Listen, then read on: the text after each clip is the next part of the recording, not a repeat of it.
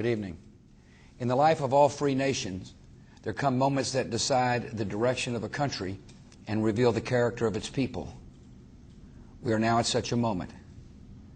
In Iraq, an ally of the United States is fighting for its survival.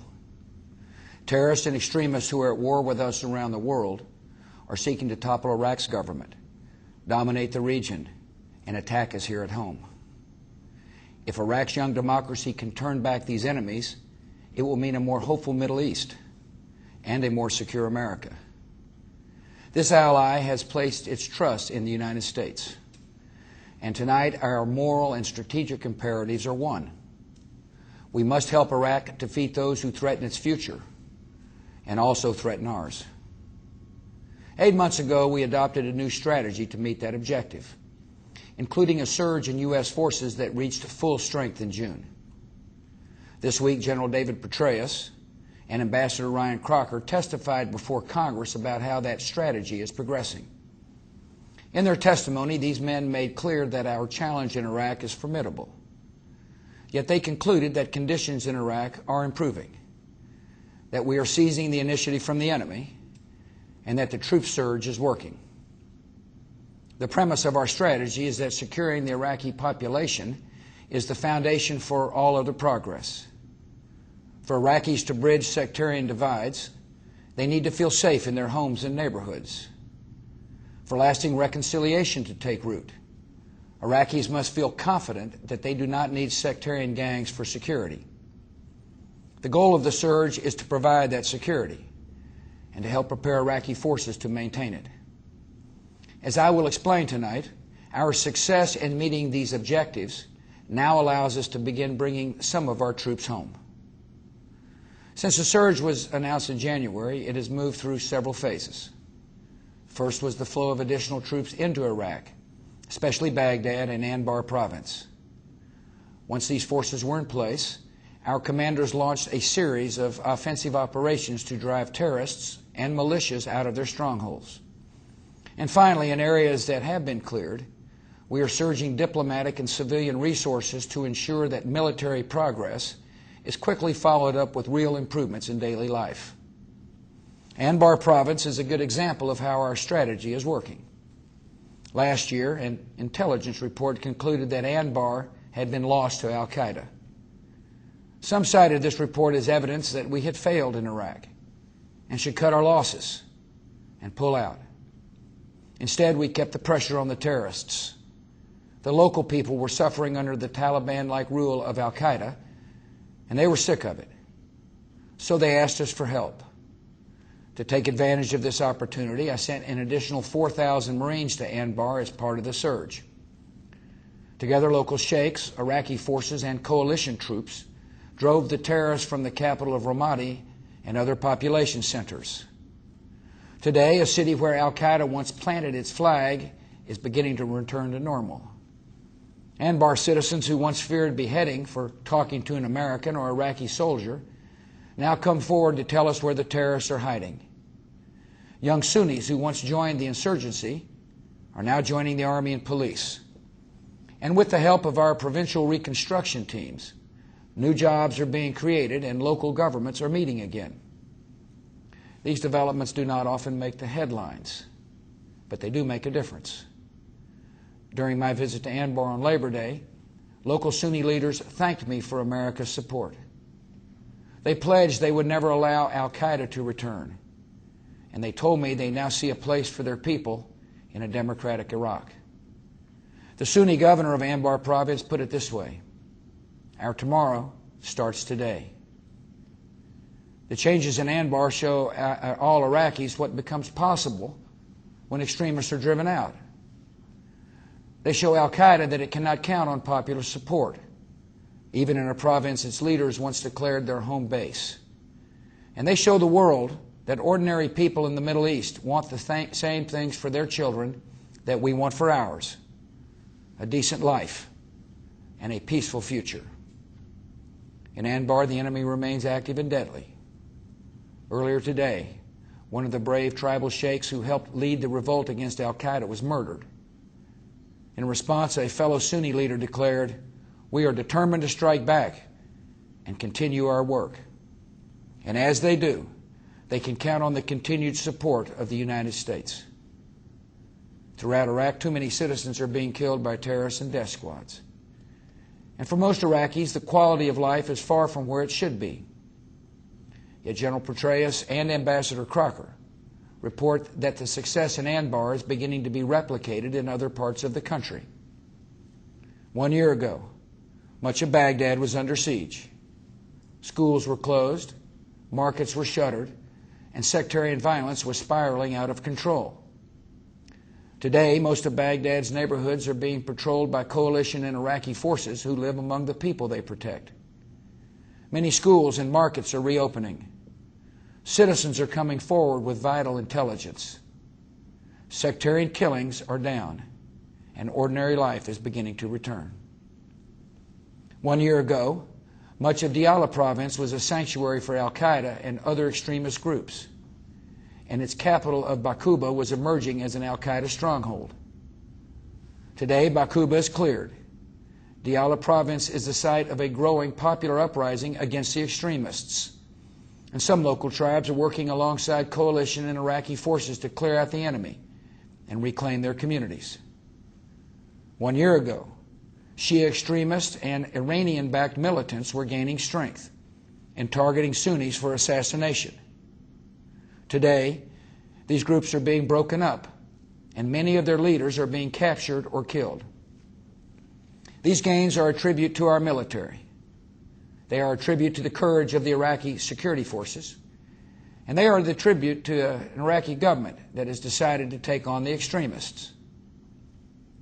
Now the Iraqi government must bring the same determination to achieving reconciliation. This is an enormous undertaking after more than 3 decades of tyranny and division. The government has not met its own legislative benchmarks. And in my meetings with Iraqi leaders, I have made it clear that they must. Yet Iraq's national leaders are getting some things done. For example, they have passed a budget.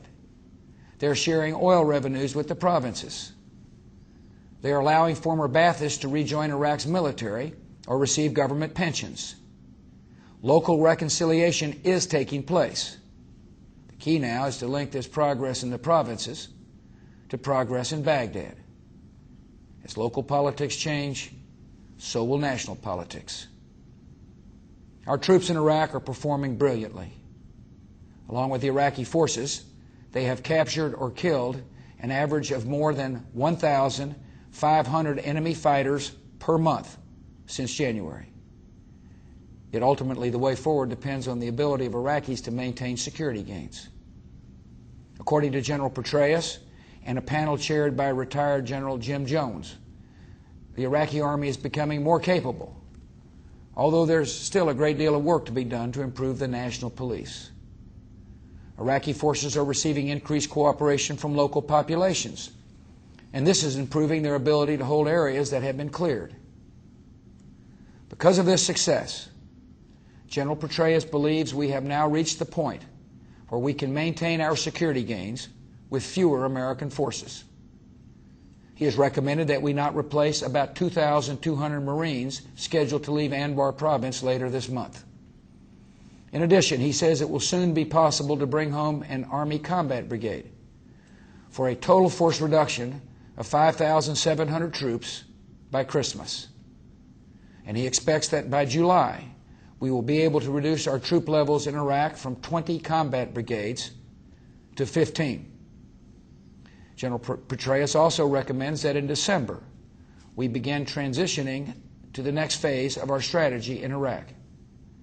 As terrorists are defeated, civil society takes root, and the Iraqis assume more control over their own security, our mission in Iraq will evolve.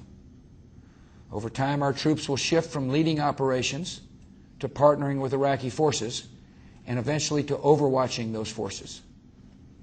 As this transition in our mission takes place, our troops will focus on a more limited set of tasks, including counterterrorism operations and training, equipping, and supporting Iraqi forces.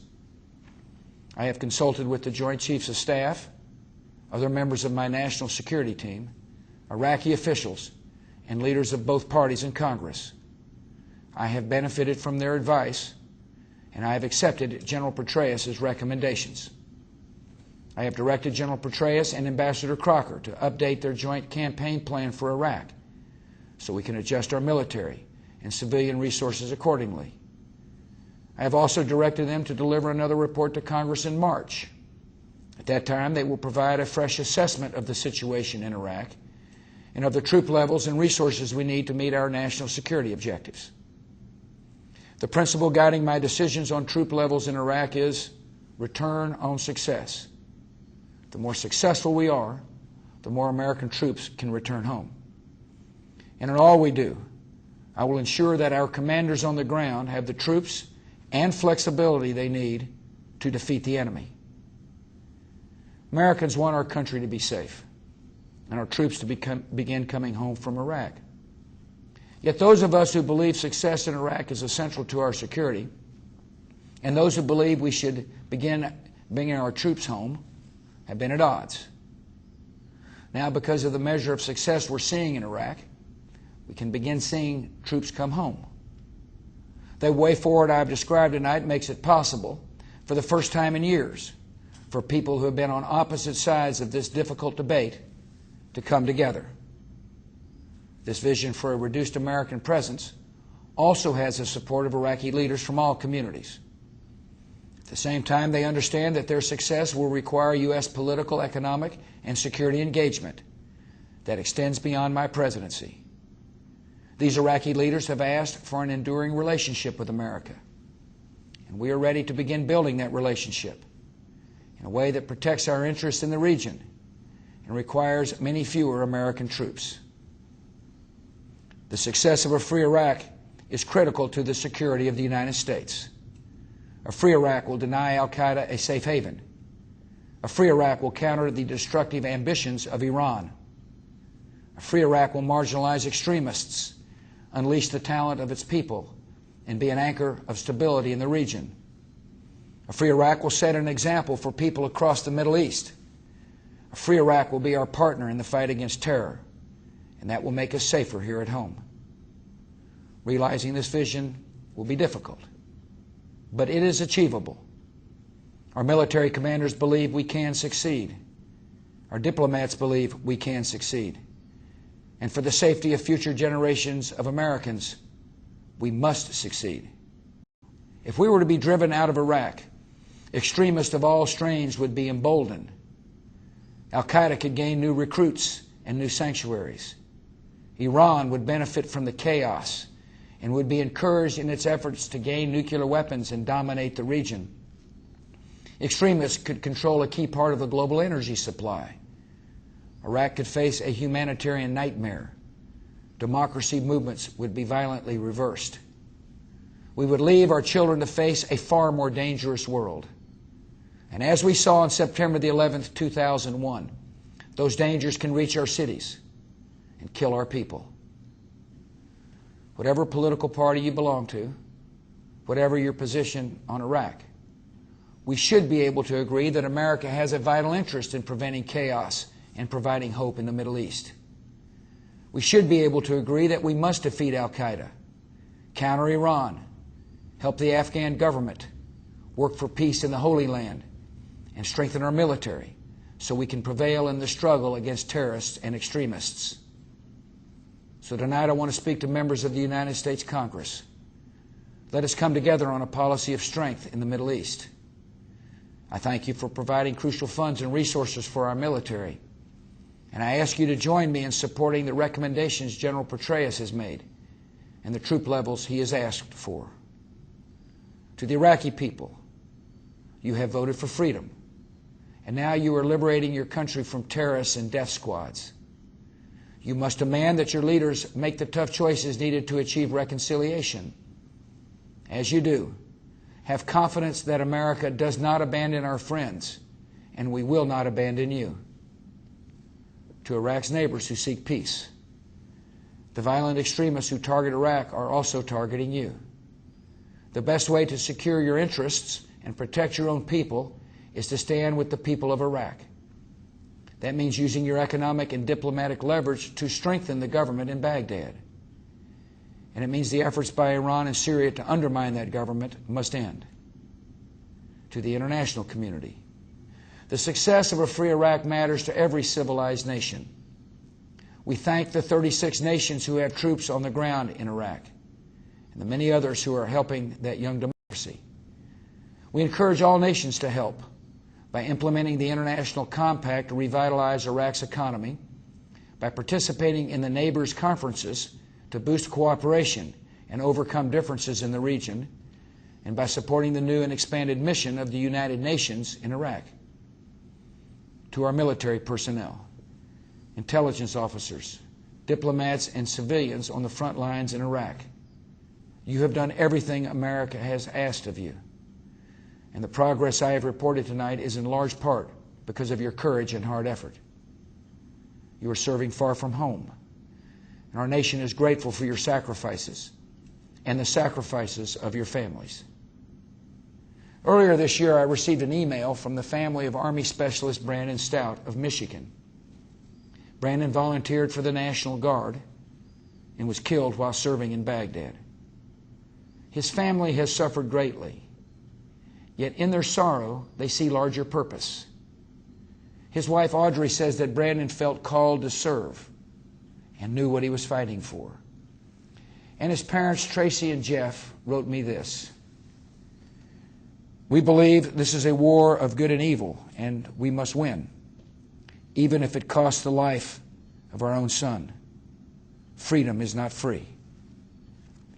This country is blessed to have Americans like Brandon Stout, who make extraordinary sacrifices to keep us safe from harm. They are doing so in a fight that is just and right and necessary. And now it falls to us to finish the work they have begun. Some say the gains we are making in Iraq come too late. They are mistaken. It is never too late to deal a blow to Al-Qaeda. It is never too late to advance freedom. And it is never too late to support our troops in a fight they can win. Good night, and God bless America.